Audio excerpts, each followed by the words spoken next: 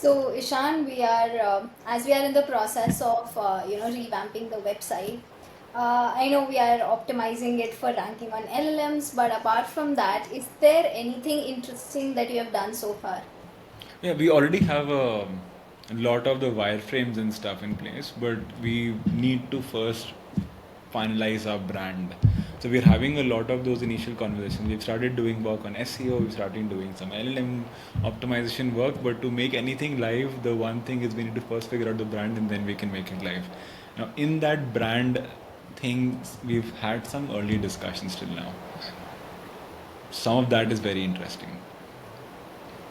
Like, Um, I think my favorite one is we figured out that we want, if you look at the entire landscape of our competition, uh, it just feels like all of our competitors are very upstuck, right? And they're very professional, upstuck, premium, and it's just like not approachable at all.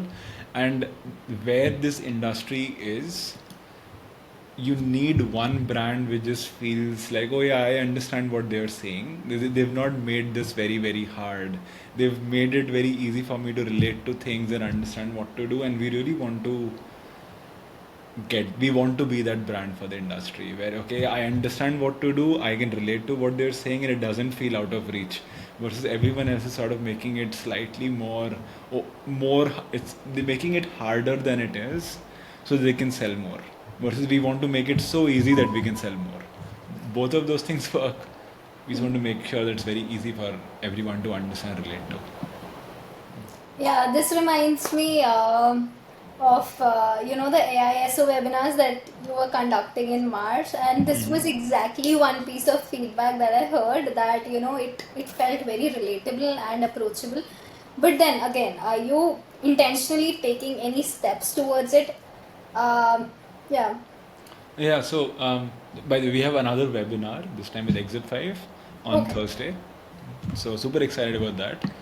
Um, now, the way I see it, there's three, maybe four ways that people have been talking about this entire thing in the industry, right? There's this very technical crowd which says, oh, you need to understand tokenization and networks and vectors, and like you need to talk about all of these things before you can really do good work, right? That's one crowd.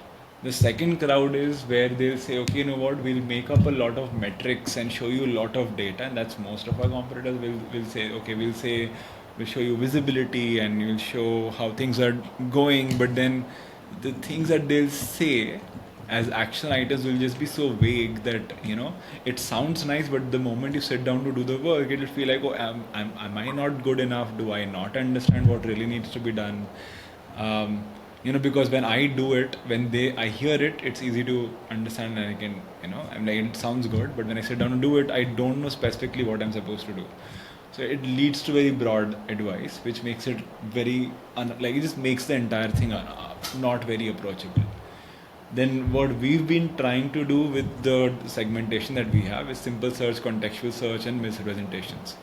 That it removes a lot of the information, but it does make it very easy for people to understand. I know people have been going through our blogs, and they understand, okay, yeah, this is how to approach it. I know people who have built their entire AISO functions just based on the blog that we wrote down, right? So that has already been working. It's already good. The one thing is, just because we've named them, right, like simple, contextual, even though it's very easy to understand names, sometimes there is this slight barrier where you have to first understand what these terms mean before you can get into things, right? So we're also trying to remove this barrier. I might use this new flow if I have the time to really build all of that on the Thursday webinar.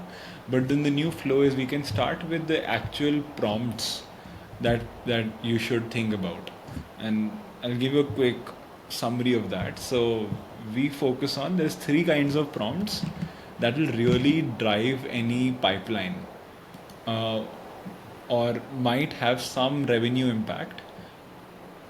And those three are something like, hey, like recommend these kinds of software for me. Now it could either be a single prompt, it could be a conversation, it could ChatGPT could take context from your history and then add it to it. You could add a context to it in a larger prompt, but it's still like recommend a software like this. The second kind of prompt is help me compare bit or select between A and B.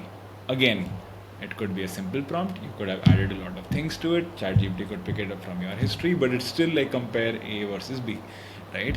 The third kind of prompt is tell me about company, right? Which is your company in this time. So okay, like tell me something about this. Now again, it could be either just a simple like tell me anything about them. They could say I need to know this, this, and this about them, but whatever. So these are the three kinds of prompts that you really need to optimize for, right? And this is easier to imagine. There's no simple contextual misrepresentation. So now, oh, I understand these prompts, right? If I say the prompt and I can even give an example of the prompt maybe at max, people like, yeah, I get this and I need to optimize for these three. So that is something that I am considering moving towards. So I'm going to test it. I've tested it in 2 sales calls yesterday. I will test this positioning in a couple of more, like in my LinkedIn posts and stuff.